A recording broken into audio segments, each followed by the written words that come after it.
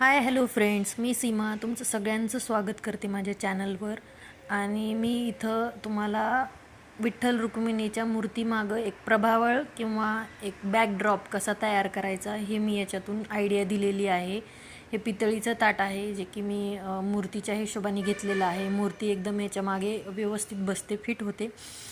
मी मंजुळा तोडलेल्या आहेत झाडाच्या आणि अशी चिकटपट्टी त्याला लावून घेतलेली आहे.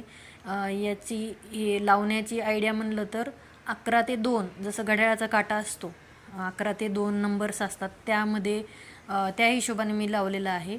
आणि तुम्ही 9 ते 12 असंही करू शकता, पूर्ण अर्धी प्लेट सजवू शकता, पण ती एवढी काही खास वाटत नव्हती म्हणून मी हा ऑप्शन चूज केलेला आहे. आणि ही आयडिया कशी वाटली मला नक्की कमेंटमध्ये कळवून द्या. आणि प्लीज लाईक करा, शेअर करा, सबस्क्राईब करा. थँक्यू. आवडलं तर प्लीज प्लीज प्लीज एक कमेंट करा. थँक्यू.